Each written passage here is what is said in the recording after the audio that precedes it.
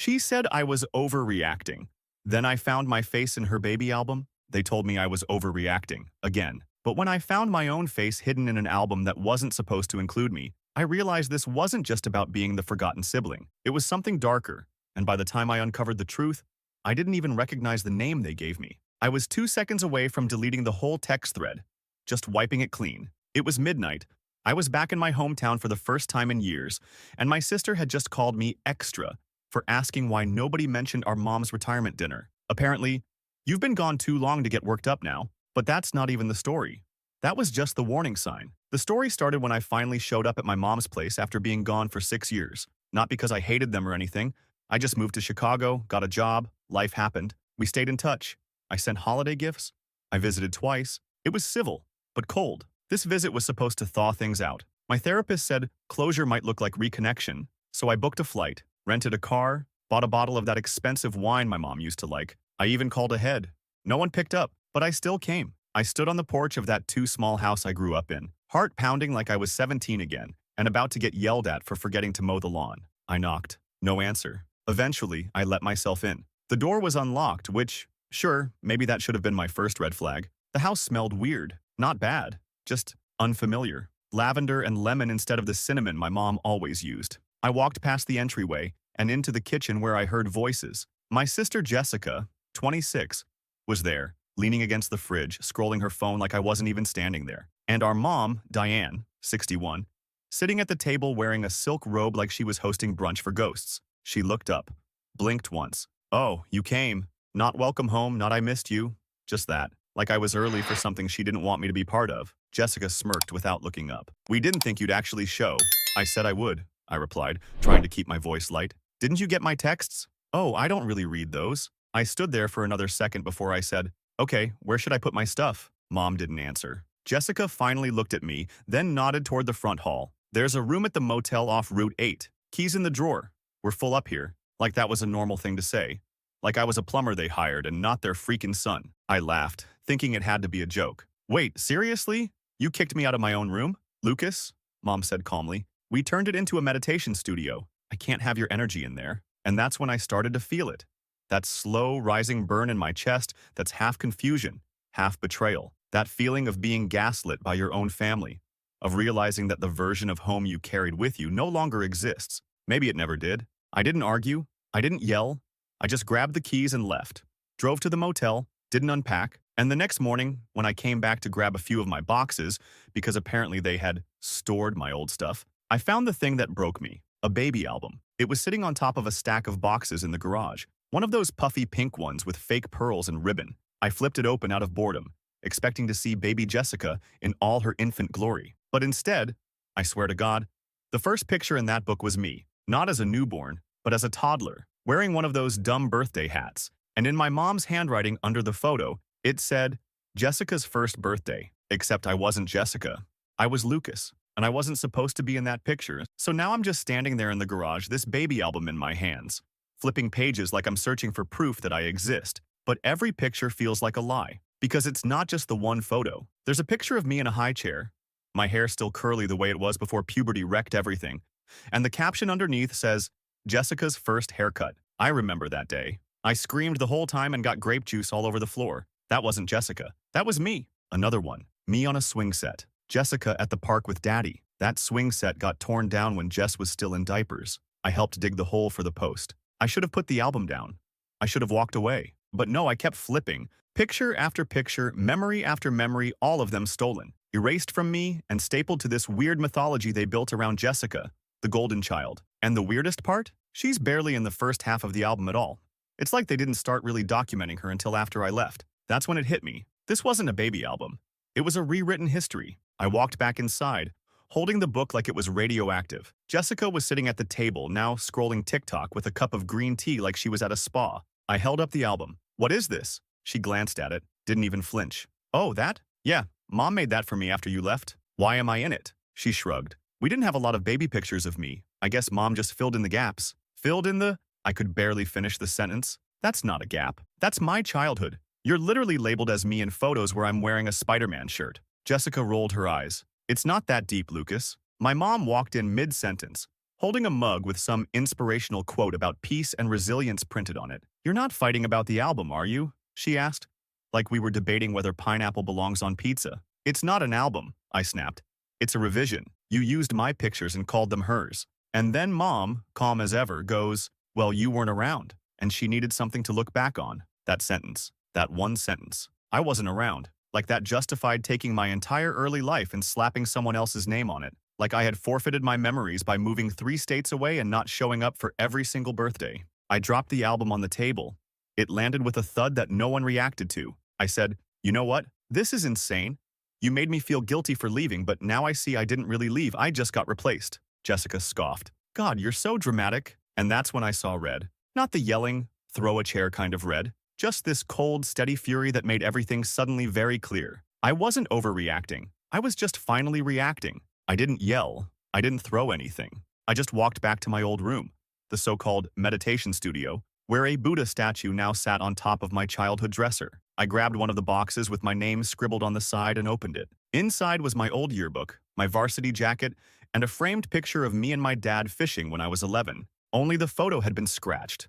Like, not torn, not removed, just scratched. Like someone ran their nail across my face until it faded into nothing. I picked it up, turned around, and for the first time in a decade, I truly didn't recognize the house I'd grown up in. Whatever this place was, it wasn't mine anymore. And whatever plan I had to reconnect, it was officially dead. You ever have a moment where your whole life tilts just a little, and suddenly you can see every crack you used to ignore? That's what that photo did to me. I didn't cry. I didn't scream. I just froze, holding that scratched up frame like it had answers, when really it was just confirmation. They'd been phasing me out for years. I just never noticed how far it had gone until now. I stuffed the frame back into the box, not because I wanted it, but because I didn't want to leave any part of me there. Not one thing they could keep, rename, rewrite. Back in the kitchen, Mom and Jessica were still acting like I was the crazy one. Mom was slicing bananas into her cereal like it was just another Tuesday, and Jessica had already moved on to some skincare tutorial on her phone. I stood in the doorway and said, "I'm taking everything that's mine." Jessica didn't even look up. "Cool, less clutter." "I mean it," I said. "Photos, letters, yearbooks. If it has my name on it, it's not staying here." Mom finally looked up, spoon halfway to her mouth. "Lucas, don't be childish. You're making this into a whole thing." "You made it a thing," I snapped. "I didn't rewrite someone else's life and call it love." She had the audacity to look offended. "That's not what this is. You're reading into it too much." Jessica needed those memories. She needed mine. Silence. And then Jessica, voice syrupy sweet, goes, "It's not like you were using them." That's when I realized this wasn't some one-off weird mom moment. This was intentional. They didn't just forget me.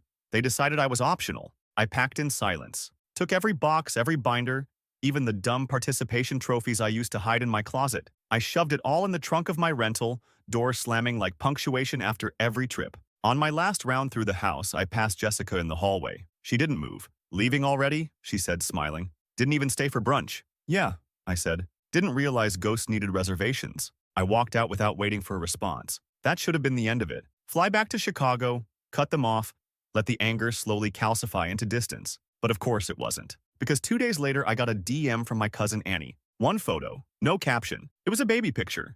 Same album-style background, same frilly border. Except it wasn't me, and it wasn't Jessica. It was a different baby entirely. One I'd never seen before. And underneath it, in my mom's handwriting, were 2 words. Lucas, 1992. Only I wasn't born in 1992. I was born in 1991, which meant that whoever that baby was, it wasn't me. I stared at that picture for a long, long time. And for the first time in my life, I wondered, what if they didn't just erase me? What if they replaced me? Update 1. Okay, South first of all. Shout out to the dozen or so strangers who messaged me saying, "Dude, that baby pic thing is not normal." Because I needed that. I really did. Some of y'all were hilarious. Call Maury. Start a podcast.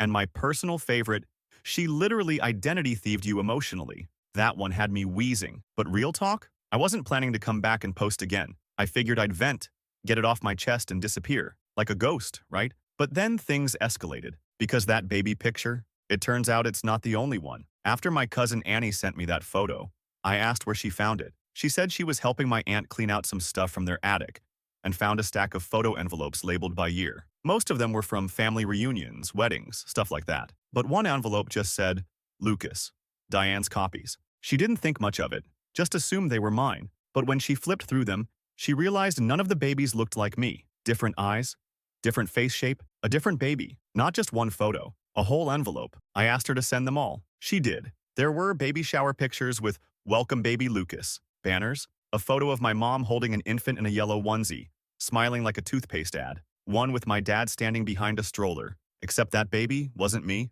And I know that because I have my real baby photos. I scanned them years ago. My hair was darker, my face rounder, and my first stroller, navy blue, not green. So now I'm sitting in my apartment in Chicago with two timelines. One that looks like my actual childhood, and one that feels like it was manufactured to become my childhood. And suddenly, all the weird stuff from the past few years is reframing itself. Like when my mom said, "We didn't have a lot of photos of you as a baby." And I thought, okay, I was a second kid, whatever. Or how Jessica always had these elaborate scrapbooks and I got a shoebox of pictures with no labels. I assumed it was just classic younger sibling stuff. But what if it wasn't? What if it was something darker? I haven't confronted them yet. Not officially. I've drafted the texts 100 times, but every version just ends with, "Who is the baby in the album?" And honestly, I'm scared of the answer. I did call my dad, though. First time in months. He answered like nothing was weird, asked how work was, said I should visit more often. I asked, "Hey, Dad, do you remember what hospital I was born in?" He paused. Too long. Then, the one downtown, right? Mercy? Wrong. I was born at St. Luke's. It's on my birth certificate. He signed it. So yeah, something's off. Way off. And here's the kicker. Yesterday, I got an email from Jessica. Subject line, "Can you chill?" No greeting. Just a message that said, "Mom says you're being paranoid. Stop digging through stuff that doesn't concern you. We all have our roles in the family. Yours isn't to rewrite history." I haven't replied. Because now I'm wondering, what history am I rewriting? And what truth have they been hiding? I had to know. I couldn't just sit there cycling through the same what-ifs like some deranged conspiracy theorist in his pajamas. I needed proof. Cold, objective, paper-proof. So I tore my apartment apart looking for the small metal lockbox I kept in the closet, the one with my passport, my social security card, the usual boring adult stuff. And yeah, my birth certificate. Last time I saw it, it was tucked behind my immunization records. I remember because I needed it for a new job onboarding 3 years ago. Only, it wasn't there. The lockbox was. Everything else was. But my birth certificate? Gone. I opened every envelope, checked every folder, flipped the whole damn box over and dumped it out on the floor like it was a game of truth or dare. Nothing. Just this eerie, echoing absence. At first, I thought maybe I'd moved it. Maybe I was being paranoid. Maybe it was still back at my parents' house in some forgotten drawer. So I did something reckless. I drove back,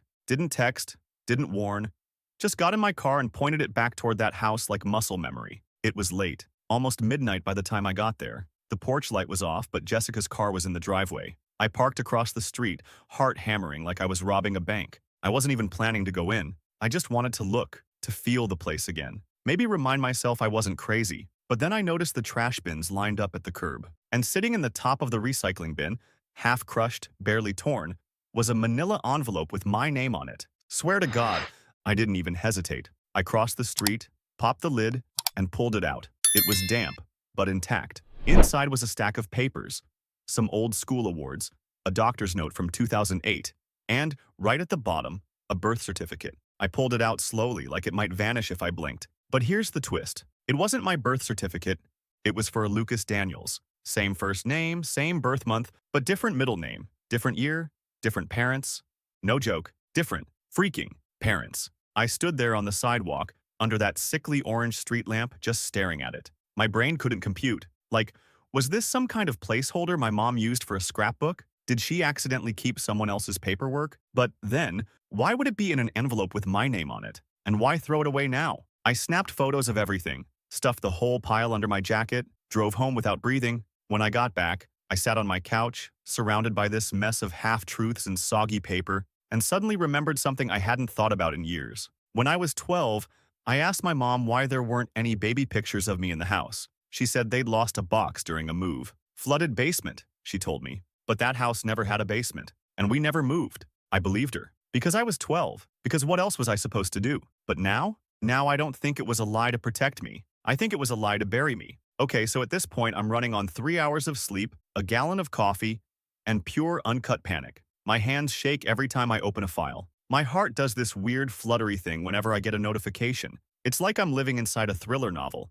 But the killer is a family secret, and I'm the idiot who thought closure meant go home and hug it out. Nah, this was something else. I knew I had to check the hospital, not just because the birth certificate I found didn't match mine, but because if I didn't confirm it, I'd spiral so hard I'd start wondering if I was the fake. So I called St. Luke's medical records, the hospital where I know I was born, the one my mom used to tell stories about, the vending machine in the waiting room, the nurse who braided her hair during labor, all that. I gave them my full name, my birth date, and waited. There was this long pause.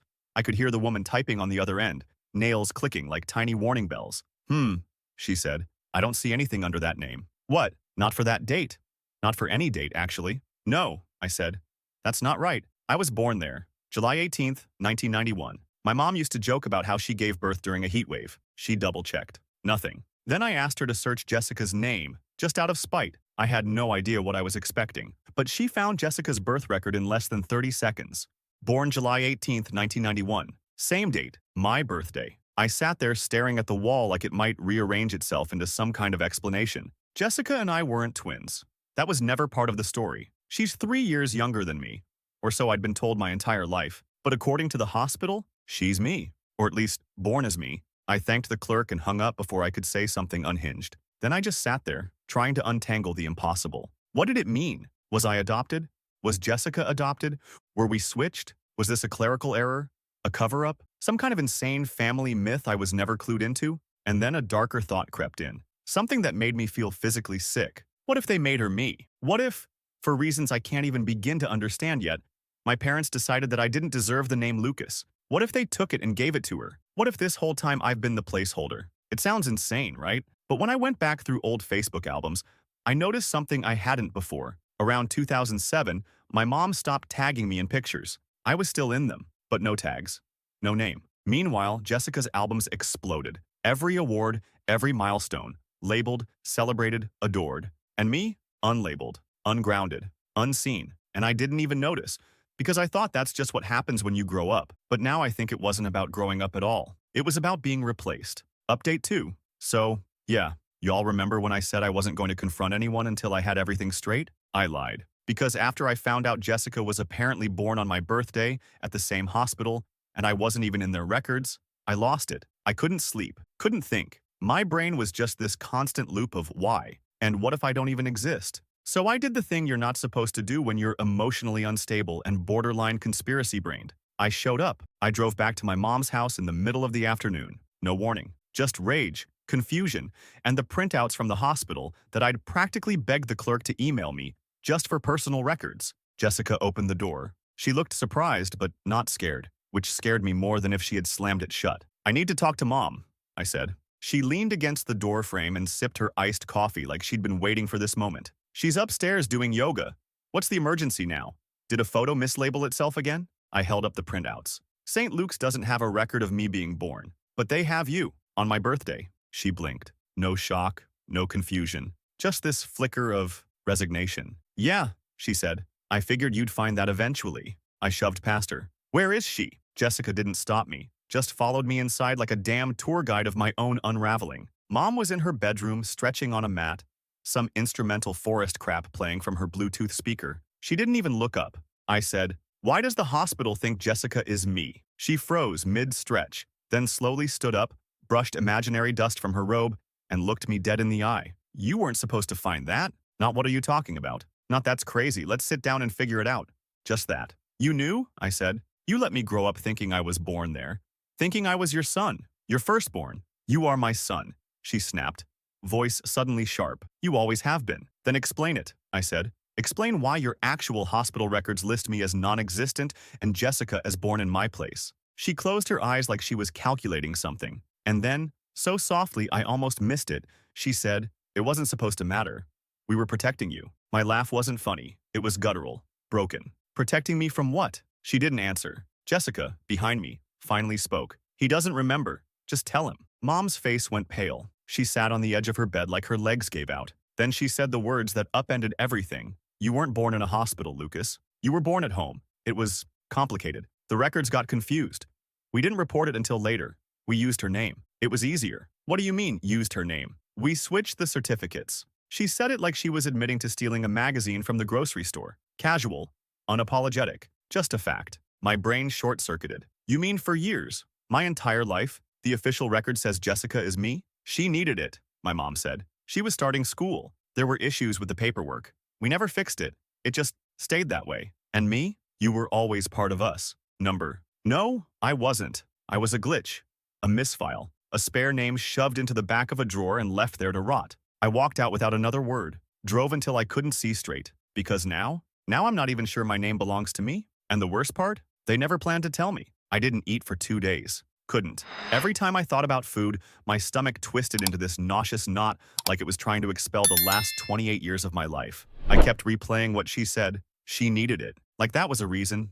Like that justified swapping my identity for convenience. And maybe it would have stayed that way forever if I hadn't found the album, if I hadn't found the photo. So I decided to do something. Something they couldn't undo, delete, or dismiss. First, I got my real birth certificate. Not the fake one. Not Jessica's. I contacted the state, filed a request under delayed birth registration, sent them every scrap of evidence I had, baby photos, school records, immunization charts, even the time-stamped pictures from Annie's attic. I explained that I was born at home, that my family had never registered me properly. It took weeks, but they did it. I got it in the mail 2 Mondays ago. Brand new, official, certified, Lucas James Walker, born July 18th, 1991, home birth. And then I posted it on Facebook, Instagram, everywhere. Caption: in case you were wondering where I went, turns out I was never properly here to begin with, but now I am. I didn't name names. Didn't need to. My aunt messaged me within the hour. So did 2 cousins. A few family friends from church. One even commented, "I always wondered why Diane never mentioned your birth story. Guess it's a little harder to explain a lie when everyone's watching." But the real blow? That came at Jessica's engagement party. Yeah, she's getting married. Vineyard venue. All white. Expensive as hell. I wasn't invited, obviously, but Annie was. And Annie, bless her chaotic heart, brought me as her +1. We showed up right as they were doing speeches. Jessica was glowing, standing beside her fiancé, thanking the best mom in the world for raising me with strength and grace. I waited until the toast ended. Then I walked up, birth certificate in hand, and handed it to my mother. Thought you might want a copy, in case you ever want to remember who your firstborn actually is. She didn't say a word. Jessica's face drained of color. People started whispering. Someone actually gasped, like this was a soap opera, and I just dropped a secret twin plotline. I didn't stay long. Just long enough. Now I've gone no contact. Full blackout. New number. Scrubbed socials. The works. And it's weird. Quiet. Lonely sometimes. But it's also the first time I've felt real in my own skin. Because for the first time in my life, I'm not a ghost in someone else's story. I'm the author of mine, and I've got the paperwork to prove it.